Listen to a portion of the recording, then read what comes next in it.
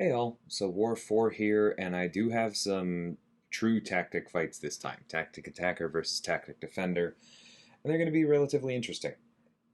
We start off with this Werewolf versus Galan fight. Not a hard counter here. We are going to crit, we are going to take a little bit of damage back. Werewolf doesn't really do anything to stop Galan from gaining buffs, but the advantage that we have here is that Howling, as well as Mystic Dispersion from the prowess eventually expiring, sorry, not the prowess, the physical resistance, is going to let us throw enough specials that we're just not really worried about Galen's mass. Because see, he was at 40, we take him down to 60, he's going to throw another special here, he's going to be at 40, and of course we're probably going to crit, so now he's up to 60, but we're close enough here to a special 2. See, there it is. That we're just going to step back into it there. And you can see he very clearly goes back down below the danger zone at the same time that the fight is just over. So very solid counter for that. We move on to Scorpion with Chee'ilth. Some good things about this fight, some not so good things about this fight. No true counter to poison.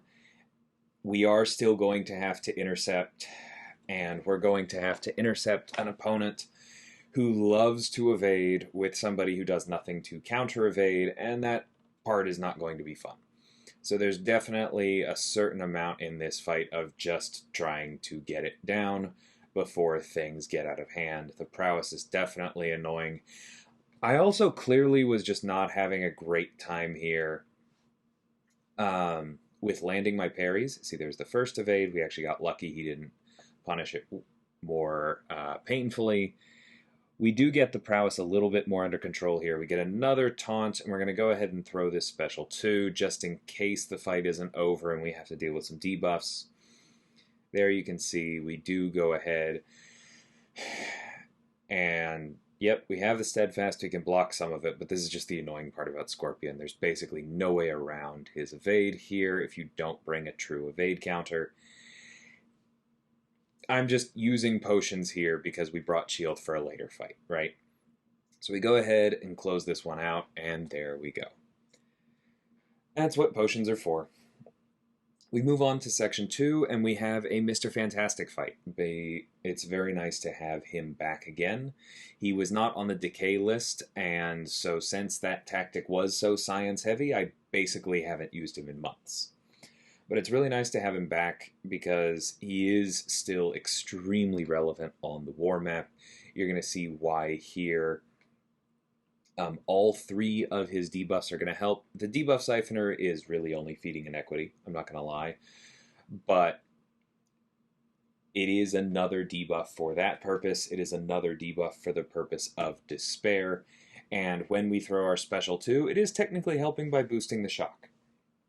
The other 2 are obviously huge. Reducing combat power rate and ability power rate is very important in this fight because there's not much of another way around the buffs that we have, and so we need to control those sources of power. Additionally, while we have any bad karma on us gaining any power is going to mean Longshot also gaining power, and we do not want that to happen. And there we are. We're already at 5 bad karma from the first special 1. That's the kind of thing that we need to make sure we control. But because we have ability power rate down by 80% already after that first special 2, we're in pretty good shape here. We now have the passive, and so we can go ahead and hit in. Longshot is still a very dangerous defender, but a lot less dangerous when he's not just going unstoppable all the time. And you see heal reversal here allows us to close that out very cleanly. Moving on to this next fight, this is one that I was honestly worried about before I even joined, because the power gain from Prey on the Weak combined with how dangerous I-Bomb's special 2 is with this tactic just had me concerned, right? Because any kind of power gain makes it makes it harder to safely intercept. And if you can't safely intercept, then this tactic gets that much worse, because that is the main thing that the attack tactic keys off of, right? But Chee'ilth is extremely good against Gamma Mutates. I-Bomb was one of her target counters. The hope was that we would get through this quickly enough. Now, immediately him throwing 4 hits into my block instead of that heavy counter that he throws there puts this off to not a great start. Here's where I make my mistake. I throw this special 2 instead of dexing back and hoping he throws a special 1. Now, if he doesn't throw his special 1 when I dex back there and then the taunt expires anyway, we're in trouble. But here's where we're in trouble anyway, right? So, pausing for a second before I head back in, let's just talk about that fight. Like I said, I made a mistake by throwing the special 1 there because that meant that for the extent of my special 1, the taunt was still ticking down. And so I was burning that time where I had the safety of the taunt by throwing a special that wasn't helping me close out the fight. Additionally, if he did throw the special 2 while I had some way to block it, then having our special 2 and the tranquilize from it would have been basically the only thing keeping us alive. So throwing the special 2 was a tactical mistake in the first place. Of course, on the flip side, if I had tried to bait by dexing and he hadn't played along and the taunt had run out, then we could have been in the same space anyway, right? Because every time you dex, you proc 2 instances of EMP modification, you're leading to more shocks. You're not actually getting out of the woods with Prey on the Weak. It's possible that I would have lost the debuffs from Reed. This is definitely a risky fight, right? And so we will be looking for other possibilities because I do think that if I had dexed there, he probably would have thrown the special 1. I would have been able to block it, and then I'm probably able to finish out the fight before things get spooky again. And so I probably win. But that's a lot of probablys for our go-to assignment, and so we will be looking for other ones, but I just wanted to talk through how I could have done that better. And for all of those reasons, like a rank 3 Chee'ilth is super safe there. A rank 2 is definitely better. Painful lesson, but hopefully that helps some of y'all. Also, shout out to the other officers who have done more assigning of Chee'ilth in battle groups 1 and 2 in particular, who helped me do the post-mortem for that. So, appreciate y'all. Anyway, on to this Thing fight here. So, Thing is, of course, tactic. Reed is not tactic, so we will not have any ability to block specials. Additionally, Reed doesn't have his usual safety net against unblockable specials of his boosted evade because the tactic turns off evade.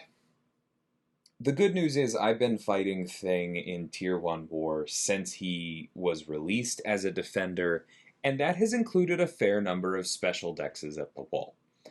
And so, honestly, I just was not concerned about those dexes. I know I can do them rooted because that is so similar to doing them at the wall.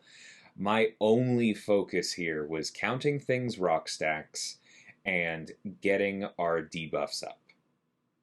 Because getting our debuffs up is going to allow us to reverse the healing from this node, and as long as we have reversed the healing from the node, that is going to do all of the damage we need it to do, right? There is so much regen on this node. You don't really need to worry about killing your opponent if you can turn the healing against them, and Reed is very good at that. So you see he's basically at 90%. We've already had to deal with a rooted special, but we are also continuing to ramp, and you already see how we are reversing willpower and the regen when it's present. Now we throw the special 2 there, being very careful to count our hits to make sure the 3 hits of the special 2 are hits 13, 14, 15. That special 2 is unblockable twice. But we try and stay on him now. We're hoping for more regen. The root is actually helping us by making sure the regens don't fall off. We have all 3 petrifies. We did not use suppression here because we do not want to stop Thing's combat power. We want him throwing specials to deal with rock stacks. And there we go. Just like I think that was probably about 30 seconds after we got fully ramped, the fight's over. That's why Reed is good for that. So that was a really good illustration of Reed's value on the map. Was incredibly happy to take that. And we move on to my final fight, which is another werewolf fight. And also another werewolf versus Maestro fight. But unlike the last war, this is not on polka dot power. I don't know that I want to say this is an easier node, but the polka dot power brute force node sometimes to me feels like one of the hardest nodes on the map, so I guess this is easier. But we're not directly countering it, because Werewolf doesn't have a miss counter, and you're going to see that come up. But this is a good fight for him, right? Werewolf is still quite good against Maestro. He's got the extra ability accuracy on those ruptures. The ruptures land against Maestro. He has extra power gain. It's easy for him to knock him down. It's a good fight. As usual with Werewolf, we land a medium first to get the ruptures before we howl and before we cross a bar of power, because we want to get more of our charges to get into curse earlier, because that's going to make our ruptures stronger, and that's going to make this special 2 that we throw right here that much stronger. You see that the special 2 itself did pretty good, but the ruptures ticking away right now are definitely the important part. I should have just paused there because we would have howled, and I would have gotten a little bit more mileage out of my Curse of Lycanthropy. So that was a bit of a tactical mistake there, especially as we are getting up to Superior Rage here. At this point, I'm just kind of assuming I'm not going to be able to kill him before Superior Rage. I do land that special 2 and turn the Falter around on him, but he's got the Cosmic Radiation, he's got the Glancing, we're not landing any ruptures. This is definitely in the danger zone, right? The next special will be rooted, I believe. There's our Falter, so we just stay back, but we are in Curse of Lycanthropy if we can just hold on to it. There we go, we get a few ruptures up even through the Glancing there with Curse, thank you. That's doing a good amount of damage. We know that we're going to have to deal with this rooted special here. Here it comes. Dex the first hit, block the middle 2, Dex out of the last. Another one. I'm trying to back off, get power from Howling. I don't really want any part of his energy damage. There we go. We have our special 2 up, and I throw this to reverse the Falter, even though he has not come out of Superior Rage and lost his Glancing yet, because I know that enough will get through, and it does. Werewolf continues to be very, very good. Incredibly happy with that pull and with his performance in this war. Yeah, so that was War 4 for us against Nefti. I think I forgot to mention that we did win the last one against TCN. We also won this one.